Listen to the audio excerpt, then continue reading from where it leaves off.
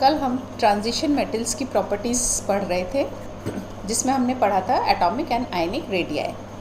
अब आज जो नेक्स्ट प्रॉपर्टी अपन पढ़ेंगे वो है मेटेलिक कैरेक्टर। समस्त संक्रमण तत्व कठोर, मेलिएबल, डक्टाइल, उच्च गलनांक व क्वथनांक वाले तथा विद्युत व ऊष्मा के सुचालक होते हैं। ये समस्त गुण धातुओं के गुण होते हैं जो इन्हें अधातुओं से अलग करते हैं। प्रयुक्त गुणों के कारण ही हम कह सकते हैं कि समस्त संक्रमण तत्व धात्विक प्रकृति के होते हैं। ये धात्विक चमक, उच्च घनत्व तथा तापीय व वैद्युत चालकता वाले तत्व होते हैं। इसका कारण इनमें विद्यमान अयुग्मित डी इलेक्ट्रॉन तथा विशिष्ट प्रकार के धात्विक बंध हैं। इन सब धातुओं की क्रिस्टल संरचनाओं में सामान्य धात्विक बंध के साथ साथ डी अतिव्यापन द्वारा सहसंयोजक बंध भी बनते हैं।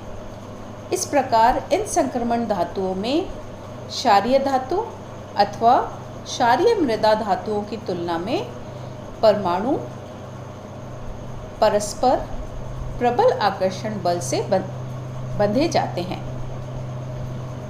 इसी वजह से ये क्या हो जाते हैं, इनकी जो कठोरता है वो बढ़ जाती है और इनके एंथैल्पी ऑफ एटमाइजेशन यानी परमाणुवीकरण की एंथैल्पी, गलनांकों व क्वथनांकों के मान उच्च हो जाते हैं। परमाणु में अयुग्मित इलेक्ट्रॉन की संख्या के बढ़ने के साथ साथ इनमें धात्विक बंध का सामर्थ्य यानी जो स्ट्रेंथ होती है मेटलिक बॉन्ड की वो भी बढ़ती जाती है।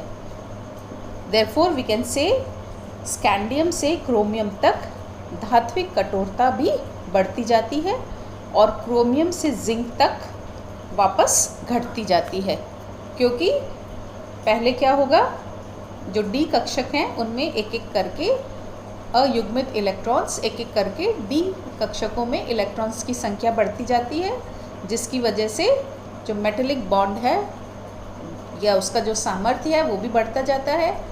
जब पांचों डी कक्षक में एक एक इलेक्ट्रॉन चला जाता है, उसके बाद में इलेक्ट्रॉन्स की पेयरिंग होने लग जाती है डी कक्षकों में, और इस वजह से जो धात्विक बंध है वो धीरे धीरे कम होता चला जाता है।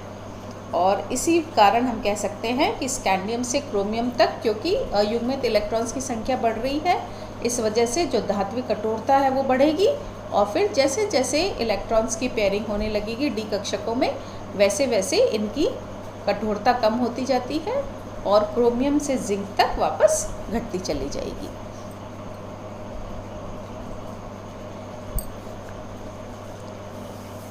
Next property is reactivity.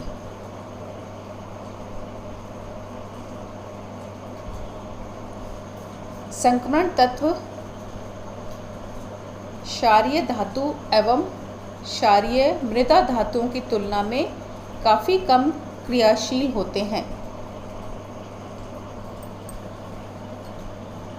Reactivity, next property is reactivity यानी सक्रियता। संक्रमण तत्व क्षारीय धातु एवं क्षारीय मृदा धातुओं की तुलना में काफ़ी कम क्रियाशील होते हैं। इसके कई कारण हैं। पहला, छोटा आकार होने के कारण इन तत्वों के आयनन विभव के मान काफ़ी उच्च होते हैं, अतः धातु आयन बनने में काफ़ी ऊर्जा की आवश्यकता पड़ती है और ये आसानी से आयनीकृत नहीं होते हैं। दूसरा कारण है, इनमें सहसंयोजक बंध होने के कारण इन तत्वों के ऊर्ध्वपातन की ऊष्मा का मान उच्च होता है, यानी जो सब्लिमेशन एनर्जी है उसकी वैल्यू काफ़ी हाई होती है, अतः इन्हें ठोस अवस्था से गैसीय अवस्था प्राप्त करने के लिए बहुत अधिक ऊर्जा की आवश्यकता पड़ती है। तीसरा कारण, इनके आयनों की जल योजक ऊर्जा का मान काफ़ी कम होता है, और इन सब कारणों की वजह से जो डी ब्लॉक के तत्वों की क्रियाशीलता है वो काफ़ी कम होती है और ये उत्कृष्ट व्यवहार प्रदर्शित करते हैं। इनका यह उत्कृष्ट व्यवहार तृतीय समूह के गोल्ड व प्लैटिनम में तो बहुत अधिक होता है। अगली प्रॉपर्टी है इनकी मेल्टिंग एंड बॉइलिंग पॉइंट्स, यानी इनके गलनांक एवं क्वथनांक।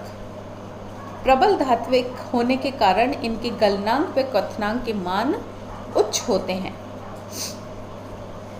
गलनांक व क्वथनांक के मान पहले यदि अपन ट्रेंड देखें फर्स्ट ट्रांजिशन सीरीज़ में, तो ये जो मान हैं ये पहले बढ़ते जाते हैं और फिर घटते जाते हैं, और इस क्रम में मैग्नीज व जिंक के गलनांक व क्वथनांक के मान अत्यंत कम होते हैं।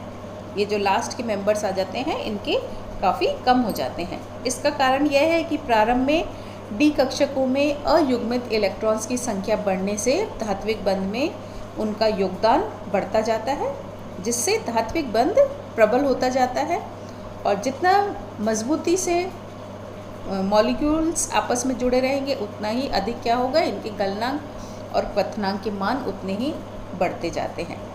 बाद में डी कक्षकों में इलेक्ट्रॉन्स का युग्मन होने से अयुग्मित इलेक्ट्रॉन्स की संख्या कम होती जाती है और इनके गलनांक व क्वथनांक के मान भी घटते जाते हैं।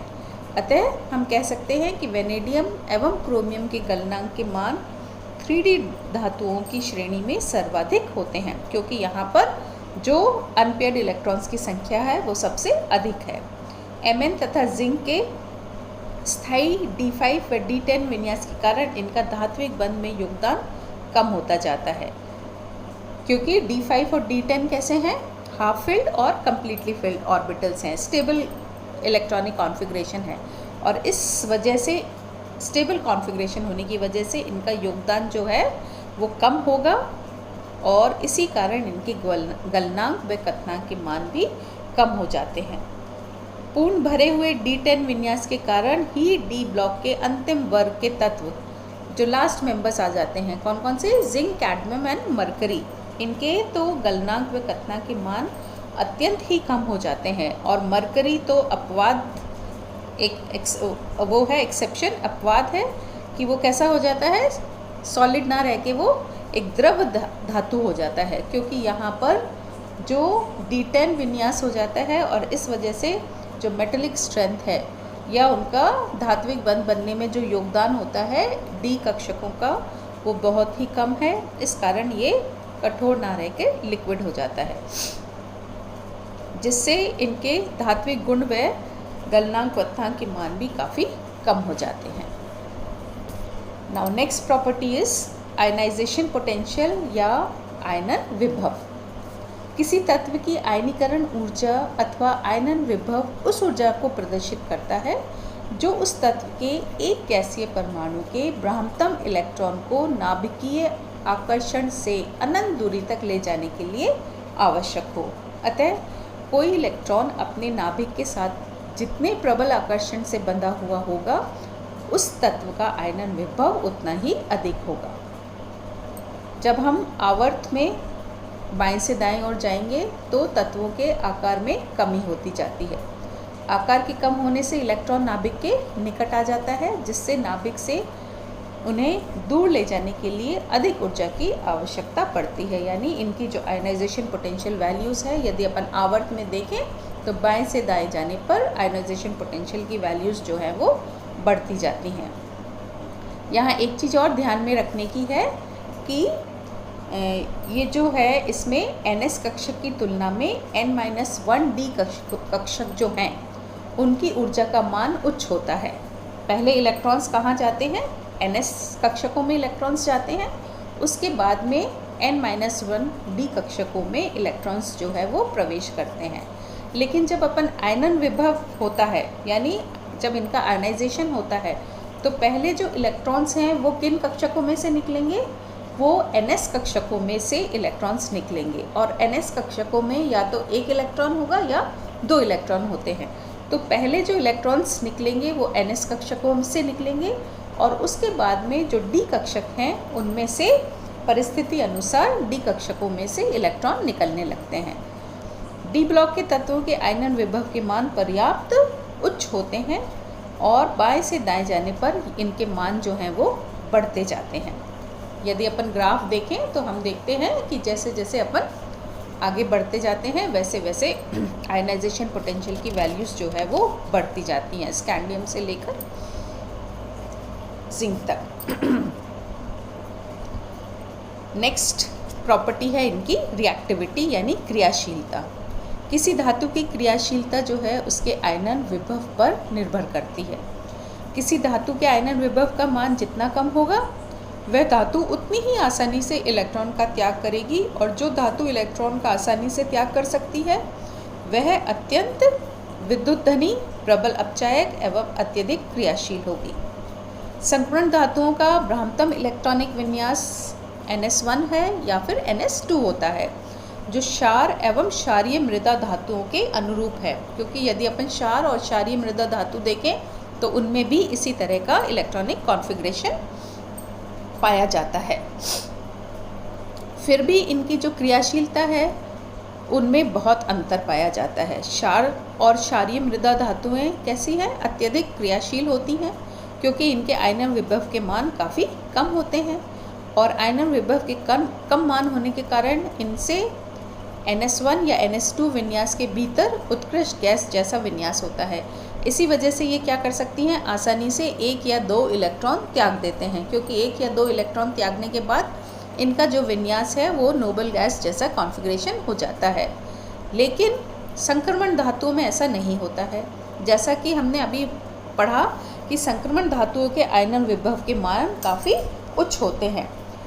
संक्रमण धातुओं के आयनन विभव के उच्च मान के कारण संक्रमण धातुएं आसानी से इलेक्ट्रॉन त्याग नहीं सकती।